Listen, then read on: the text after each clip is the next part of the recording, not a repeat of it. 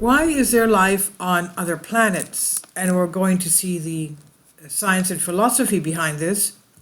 Until a few years ago, we all believed that all life is based on the sun and oxygen. All the animals, plants, microorganisms we know used oxygen as fuel to live. However, a discovery in the depths of the Atlantic was to overturn this theory.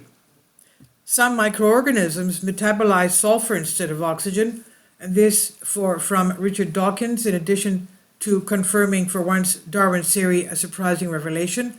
There can be a different biochemistry of life, so there can be life on other planets that do not have characteristics of our Earth.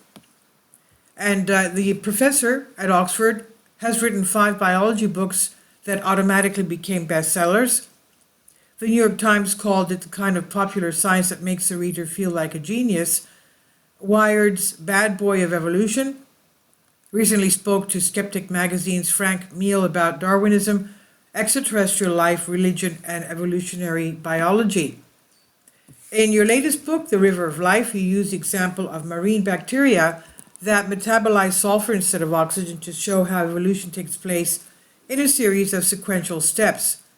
Dawkins said that's right, isn't it? You can hypothesize as science fiction a different biochemistry of life, but if you can't find anything here on Earth that moves even slightly towards an alternative biochemistry, that would be an argument against the existence of other forms of life.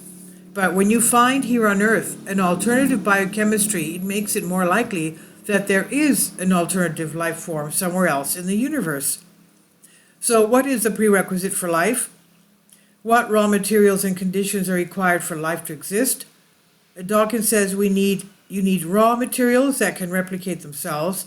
I'd have to be more of a chemist than I am to know how likely you are to find such molecules. I really want to guide chemists to make alternative hypothetical chemistry that supports self-replication, an overall alternative system that could, at its inception, initiate life.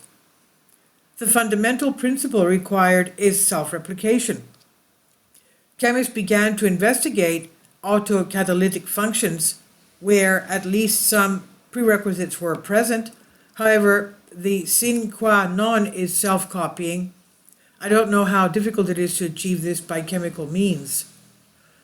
How likely do you think it is that there is intelligent life somewhere else in the universe? And Dawkins says, at first glance, one might think that the difficult step is to create life.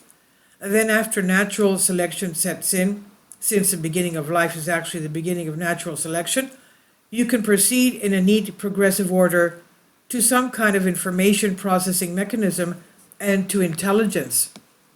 On the other hand, if you really look at what's happened to our own planet, it took less than 1 billion years from the beginning of the Earth, with some difficulty initial conditions, to create life.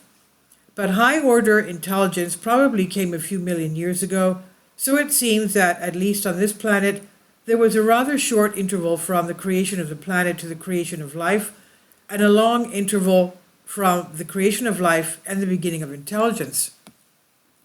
Are you saying that the beginning of intelligence is a bigger step? And Dawkins says, I don't want to say this, but distances on the time scale are the only data we have. We have only one sample, life on this planet. But for this fact, my personal inclination would be to suggest that the beginning of intelligence is not so difficult once you have life.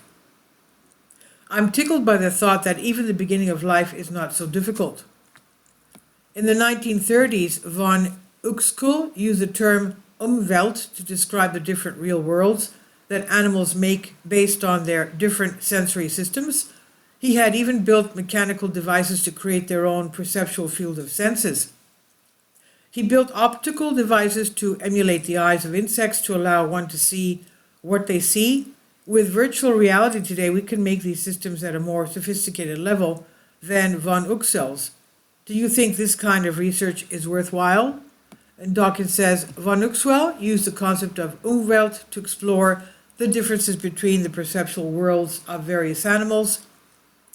He was trying to find a way to think about the Umwelt, the perceptual world, of a bee or a bat, for example, by seeing the polarization of light in the infrared spectrum, so that he probably did not see the images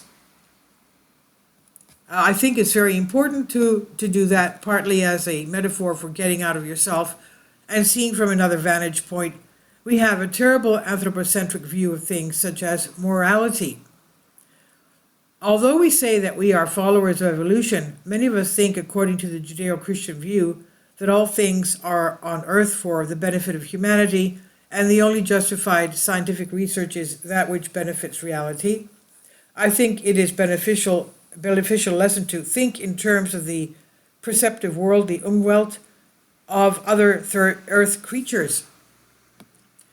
Richard Dawkins was born in Nairobi, Kenya in 1941. His family moved to Britain in 1949. He studied at Oxford, where he graduated in 1962. He remained there for his PhD, which he did under the Nobel Prize-winning Danish biologist Nico Tinbergen. He taught at the University of California at Berkeley and Oxford. He's considered the greatest living biologist to support Darwin's theory of evolution. Please leave your comments, and thank you for your support.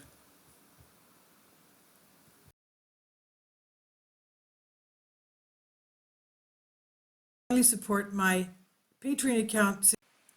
The daily posts are 5 videos daily, and they are totally different from what I have on my YouTube channel. Thank you so much for your support and that you find all my content so interesting. You'll find the Patreon account details in the description box below.